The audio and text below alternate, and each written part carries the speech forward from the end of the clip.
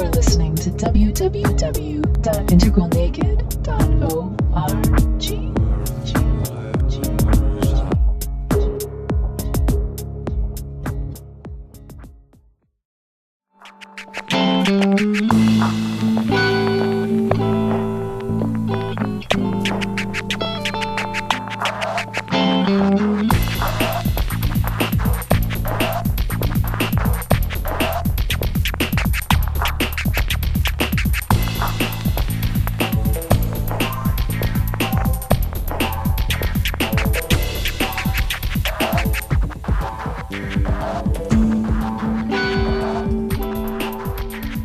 In your new book, you give a kind of conceptual overview of Boomeritis Buddhism.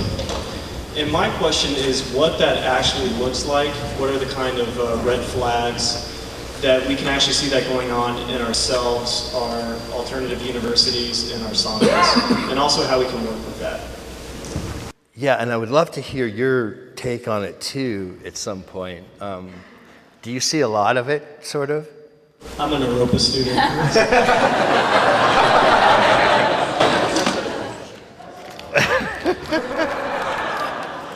I love it. Europa's great, I love it. And you can see it going on sometimes. I was on the board of directors in Europa for 10 years, so I always feel that I earn the right to kind of get cranky about it. We put in an awful lot of work on that. And Europa's extraordinary. There's no real place like it. One of the things that I think really saves it is its emphasis on sitting practice. And you really don't get that at most of the alternatives. You really don't get it too much at JFK. You don't get it as much at ITP or CIIS or any of these alternatives. But the problem about Boomeritis Buddhism is that it doesn't affect merely Naropa or some of these other alternatives, although you can see it there. But Boomeritis Buddhism, for those of you who don't know exactly what it's a technical problem that a lot of people run into. And it's not really a pathology, except if it gets really severe. And in some cases it does. But mostly it's just a confusion. And what happens is, when you are moving through these developmental stages, and you're up to pluralistic, postmodern, postformal, green meme, whatever kind of way you'd like to think about this. One of the first things it does is, because it's pluralistic and because it's relativistic, it basically says every orientation is right. That we don't have any criteria that can select one narrative as being true and others as being false. All of that is called into question dramatically. Universal statements, to say that meditation, for example, has certain universal components, that somebody who's meditating in Moscow and somebody who's doing the same kind of meditation in New Mexico, to say that they're having some similar experiences, postmodernism would deny strongly. So it's kind of come in and made a whole series of raids and drive-by shootings, and then it itself shot itself in the head, committed suicide with its own deconstruction. And so that has been a real problem in terms of how we actually want to deal with that and what it's done. The primary thing is to be able to tease apart those aspects that are useful and those aspects that aren't. And there's some very useful things from postmodernism and some things that have just really devastated the humanities. It's going to take about 5 to 10 years to wash out the negative aspects from postmodernism. And one of the things that it's attacked, and this is, my friend Alan Wallace and I have a little disagreement about this. His concern is that scientific materialism of the West made introspection not believable. That they're really interior realities. No, we just focus on empiricism, external stuff that can be measured, and just the hardcore kind of scientific materialism. And there's no question that there's a very strong component of that in the West, and that did help to hurt Buddhism and any introspective mode. But what really killed it was not scientific materialism. What killed it was postmodernism. Because what postmodernism said was all of your claims to universal knowledge that's coming out of meditation are all false. Not only are they false, they're part of meta-narratives that repress, oppress, and cripple human beings. And is part of basically a patriarchal power play. And that intersubjective critique of subjectivism is what killed introspection and things like Buddhism in the humanities, much more than scientific materialism, which didn't even have a chance to get at it. The deconstructionists were so fast that they just went in and deconstructed the whole bloody thing before science even got a chance to get there. Science came over and went, oh, you guys are fucked. You're dead. I don't have to do anything with it. So it's been devastating. It's been a double whammy. That scientific materialism helped kill subjectivity, introspection, awareness.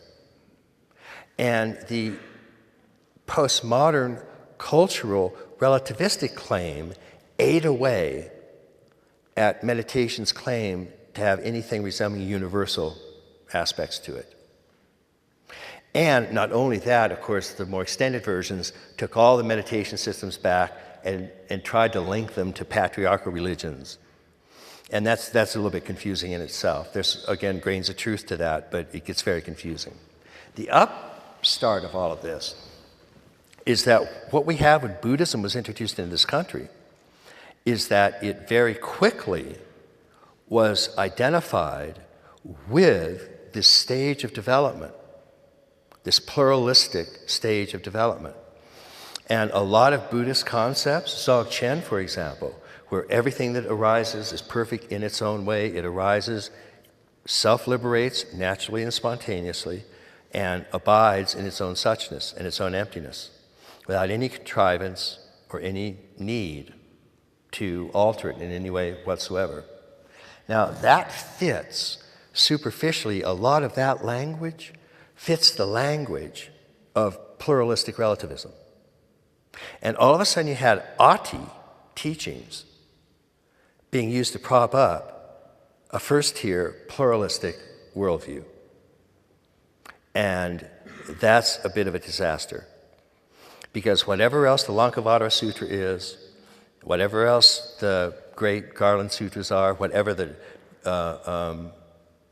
inner tantras are, from Anuttara Tantra all the way to Dzogchen, they are not green meme products, nor do they support it. So part of the difficulty is we're still now trying to tease apart those aspects of Buddhism that fundamentally are about what? Waking up. Derrida's not about having a Satori experience. You can read Jacques Derrida your entire life and never get a Satori. You can't do Zen your entire life and not get a Satori. I mean, by and large, anybody who sticks through that is going to get this waking up experience. That's fundamentally what it's about. It's not a linguistic play on how signifiers relate to signifieds through sliding chains of a deferral of meaning. That's not Satori. That's an elaborate theory about the generation of meaning. And there's some truth to it, but don't get it confused with Dharma. So we have to be very, very, very careful about that.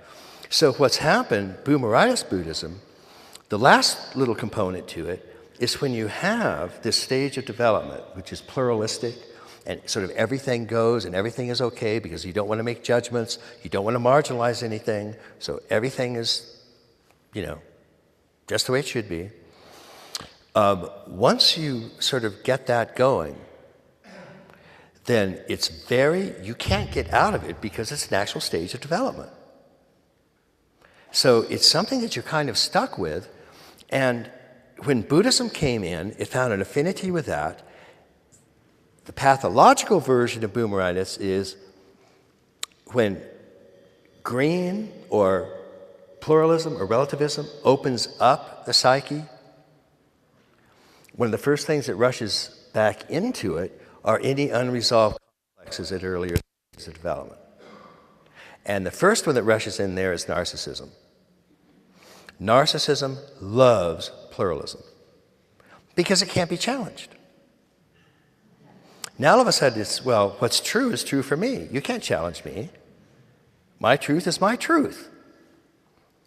And there's nothing that can change that. Well, if that's the case, you have just found the absolute perfect hideaway for your ego. Forever. Now, it might be true what you're saying. But it's also true that if you actually believe that, then you have just put an ironclad box around your ego, and it's going to be safe. And that little ironclad box will generate suffering, suffering, suffering, suffering, and you'll hold on to it tightly. That's the problem with boomeritis Buddhism. And it is a confluence, it's almost a perfect storm of, if I was trying to think of a way to fundamentally distort Buddhist teachings, that's what I do. Now again, there are islands of people doing Buddhist work that are exquisite, so don't misunderstand. But run the numbers on this. 25% of the American population is at the pluralistic wave. These are actually stages of development. People go through them. You can't skip these stages. You can't reverse their order. We have abundant amount of evidence on that. That's the definition of a stage. It emerges in an order that cannot be altered by environmental conditioning. So people go through, and I'm just using the same terms for simplicity's sake, archaic, magic, mythic, rational, pluralistic, integral. And so going through those, you're going to interpret the world according to how it looks at that level. And all of a sudden we have Buddhism getting slotted into one of those levels when actually most of the Buddhist texts are written for 2 or 3 levels higher. And that's absolutely true. You can do structural analysis of this. I've done structural analysis on at least 3 sutras and a couple of tantras. And I particularly did a lot of work with the Lankavatara Sutra because that was the main sutra that was passed from Bodhidharma to his successor. And the next 5 Zen patriarchs, because that's what they were, that's the way it was done back then, passed this on. And it's a turquoise document if ever there was one, and it's being taught green. It's a travesty. So that's what we want to be really careful about. And if we don't get, well, with 25% of the population at pluralistic, 2% of the population is at second tier or is it integral? 2% versus 25%. So the sheer numbers are against having individuals at second or third tier, this 2% or less of the population. Many of them are attracted to Buddhism as well. And that's the Buddhism that we want to pay a little bit more attention to. The same goes for contemplative Christianity. The same goes for any of the paths of liberation. So on the one hand, you say, well, why get into this? It's just so, I get uncomfortable with this, and I don't want to make judgments, and so on. And all that's understood except everybody in this room already making judgments. Judgments are not bad. Bad judgments are bad. And so we want to try to practice making some good judgments. And one of the really good judgments is teasing apart these factors and making sure that when you're getting Buddha Dharma, you're getting Buddha Dharma and not some structural level of development. And that's really got to be done. We have to make these kinds of distinctions in order to see this go forward.